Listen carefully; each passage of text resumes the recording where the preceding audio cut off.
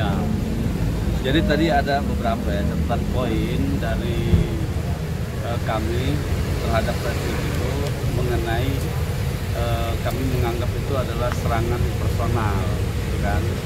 Serangan personal itu yang pertama disampaikan oleh jaksa melalui replik itu adalah bahwa kami itu disuruh belajar lagi lah kira-kira begitu ya. Nah, saya pikir ini kan bukan soal rananya ya, soal ranah mengenai apakah itu adalah konteks dari sebuah argumentasi hukum, itu tidak lagi ke sana kan. Nah, kemudian yang kedua yang menjadi catatan penting juga bahwa argumentasi yang kami sampaikan di dalam nota pembelaan terdahulu dianggap oleh jaksa itu sebagai sebuah halusinasi yang pertama itu, yang kemudian disimpulkan itu akan memberatkan terdakwa gitu kan, dalam hal ini kita. Nah, kalau seperti itu dalilnya jaksa, berarti benarlah selama ini tuduhan dari kita bahwa perkara ini bukan didasarkan pada fakta. Ya kan, berarti apa yang didalilkan oleh Nikita dalam nota pembelaannya terdahulu, termasuk kami juga, adalah benar bahwa tuntutan yang disampaikan kepada Nikita itu bukan tuntutan yang sesuai dengan fakta-fakta persidangan. Terbukti tadi jaksa menyampaikan bahwa argumentasi hukum yang kami sampaikan dalam nota pembelaan justru akan memberatkan Nikita gitu. Nah, konteksnya memberatkan kita ini dalam apa gitu? Padahal kami menyampaikan terhadap tuduhan jaksa mengenai unsur pasal 27B junto pasal 45 dan pasal 3 Undang-Undang TPPU itu unsurnya tidak terpenuhi ya. Nah, maka di sini menjadi subjektivitas dari jaksa juga, dikatakan bahwa justru karena kami berargumentasi seperti itu maka akan memberatkan kita gitu loh. Nah, inilah yang kami bilang tadi, sehingga dibilang kami harus belajar lagi. Kalau kita mau berdebat hukum ya, jangan menyerang personal gitu. Kami tidak pernah menyerang personal dari jaksa. Dalam pledoi kami tidak pernah menyerang secara pribadi dari jaksa itu sendiri. Jaksa yang menangani perkara ini tidak pernah kami bilang bahwa Anda itu harus belajar, bahwa Anda itu harus bekerja lebih bagus, tidak seperti itu ya.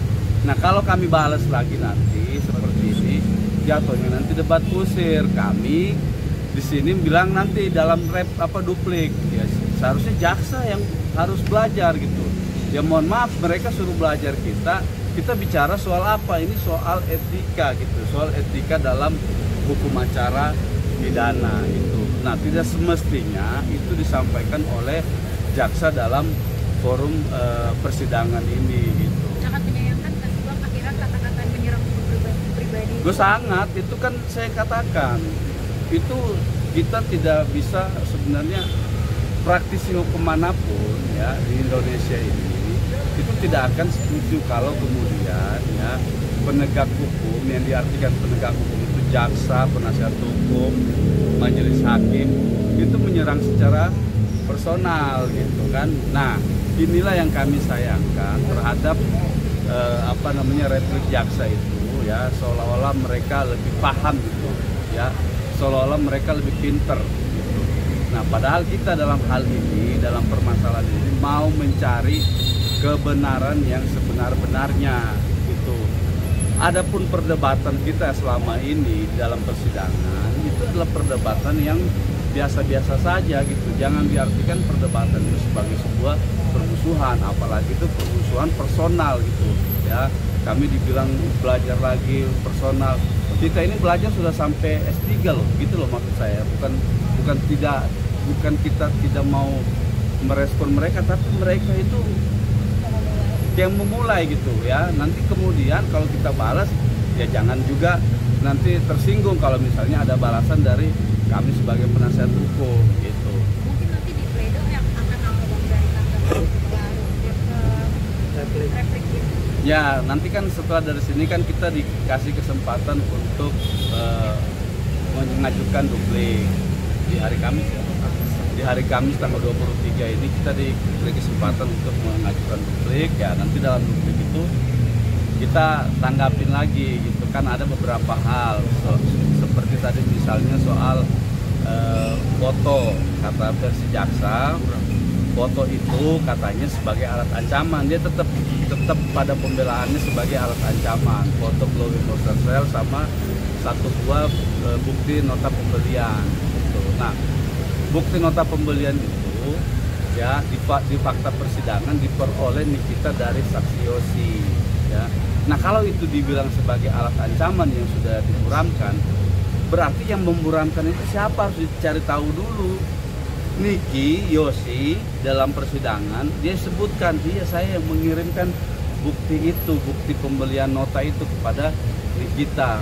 Nah, kalau itu diburamkan karena dianggap seolah-olah itu masih menjual, berarti harus dicari tahu dulu siapa yang memburamkan bukti pembelian itu gitu loh. Nah, di sini sementara di fakta persidangan tidak ada yang memburamkan itu. Bahkan kita serahkan bukti itu ke majelis hakim secara utuh melalui proses pembuktian pada saat itu. Nah, kalau ini kita tutup-tutupin, ngapain kita buka di persidangan? Kan begitu.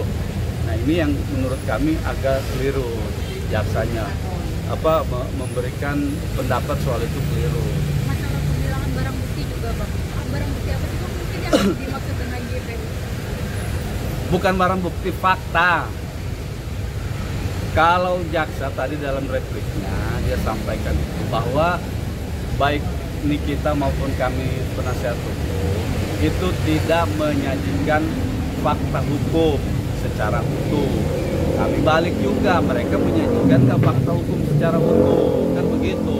Ini kan boleh namanya juga argumentasi gitu loh. Karena semua ini kita ungkapkan di persidangan. Misalnya saya ambil contoh tadi, dibilang bahwa kami tidak mengambil secara utuh atau mengambil fakta persidangan secara parsial gitu, sepotong-sepotong gitu kan. Nah, fakta di persidangan masih banyak, sampai hari ini masih banyak beredar fakta di persidangan bahwa saksi yang namanya Chandra Agusman itu dia tegas menyatakan di persidangan bahwa dia itu melihat video call antara Mail dan Reza Gladys di mobil. Itu fakta loh. Fakta itu yang kemudian kami kutip di persidangan, disimpulkan oleh jaksa itu tidak pernah ada. Ayo kita buka-bukaan video rekaman gitu loh. Rekaman persidangan. Kami juga merekam proses persidangan ini. Maka kami bilang, saksi Agusman, Chandra Agusman itu di persidangan dia bilang, saya melihat Reza Gladys video call sama Mail. Nah, ternyata fakta di persidangan video call itu ada di rumah, bukan di mobil. Itu loh yang pernah mau diputar tapi nggak jadi kan, ingat kan? Nah, itu fakta itu tidak sinkron dengan keterangannya saksi gitu loh. Nah, maka waktu itu saya bilang sama Pak Hakim, saya keberatan. Ini yang benar mana faktanya? Apakah di mobil atau di rumah? Kan masih ingat teman-teman itu. Hakimnya bilang silakan kalian simpulkan sendiri gitu loh. Nah, maka kalau dibilang kami tidak sesuai fakta, bagaimana dengan mereka yang tidak menguraikan fakta yang sebenarnya? Itu dua orang yang ngomong, saksi Sylvia Novitasari, saya masih ingat, saksi Agusman Chandra, saya masih ingat. Mereka berdua ada di mobil bersama-sama dengan Reza Gladys. Tapi versi berikutnya Reza Gladys bilang bukan di mobil, tapi di rumah. Itu sama keterangannya dengan suaminya atau ini. Nah, sekarang fakta mana yang kita mau pakai gitu loh. Ya, kalau kita mau pakai fakta di dalam mobil, berarti itu tidak benar yang di rumah. Kalau kita mau pakai fakta yang di dalam rumah, berarti mobil tidak benar. Kan gitu saya bilang. Makanya dalam kesimpulan pledoi kami, tuntutan jaksa itu bertentangan dengan fakta begitu. Oke, Bang, terakhir Bang, satu lagi. Kemarin kan sempat bilang akan menyurati presiden nih. Apa Bang? Jadi Bang menyurati presiden? Insya Allah jadi. Besok insya Allah kita akan melakukan meminta perlindungan hukum ya pada presiden, termasuk kepada Kejaksaan Agung juga. Mudah-mudahan besok tidak ada halangan besok kami akan berkirim surat ke Presiden. Apa aja bang poin-poin Tujuannya, isi Bang? suratnya? Ya intinya dalam surat itu kita minta bahwa perlindungan hukum terhadap Nikita atas proses hukum yang dialami dia ini gitu kan, terdapat beberapa kejanggalan-kejanggalan. Nah kami meminta kepada Bapak Presiden ya, kepada Jaksa Agung untuk memperhatikan persoalan ini gitu kan, jangan sampai kemudian persoalan ini menjadi presiden buruk bagi penegakan hukum kita. Itu sebenarnya harapan kita, supaya perkara ini diperhatikan, supaya masalah ini tidak berlarut-larut. Dalam arti berlarut-larut itu adalah terkait dengan adanya proses-proses hukum yang menurut Nikita itu tidak menjadi relevan gitu kan. Nah seperti tadi juga diambil lagi kasus yang tahun berapa, dikupas di sini di dalam pledoi gitu kan. Itu kan persoalan lain, ngapain sih dibawa-bawa ke dalam urusan ini gitu loh. Dan update laporan Niki di KPK gimana bang? Barangkali itu bisa nanti. Kalau laporan KPK kan kemarin kata dari KPK itu nanti menunggu waktu 1 bulan. Ini kita hitung sudah 2 minggu lebih. Ya berarti kurang lebih 2 minggu lagi lah. Nanti mungkin 2 minggu ke depan ini kita akan mendapat update terbaru dari KPK. Harapannya sih ada yang positif gitu ya dari laporan atau pengaduan yang pernah dilayangkan oleh Nikita. Mudah-mudahan pada saat nanti 2 minggu ke depan tidak ada hambatan. Kalau misalnya kami belum mendapat tanggapan, ya kami yang akan mendatangi KPK. Oke. Terus kemudian kelanjutan dengan pengawasan, permintaan pengawasan kepada kejaksaan dan hakim ada juga apa enggak? Apanya ini? Ada permintaan dari tim Nikita untuk pengawasan terhadap jaksa jalannya sidang, terus kemudian kepada hakim. Oh iya ada. Update-nya gimana? Kalau itu nggak bisa karena kan ini berkaitan dengan sesuatu yang tidak bisa disampaikan karena kami sudah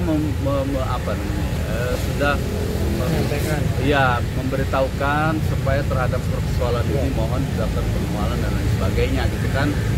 Nah kemudian dapat tanggapan, nah soal itu kita tidak tahu lagi, jadi biarkan orang yang kami tempat yang ini yang kami sampaikan ini melakukan tugasnya gitu.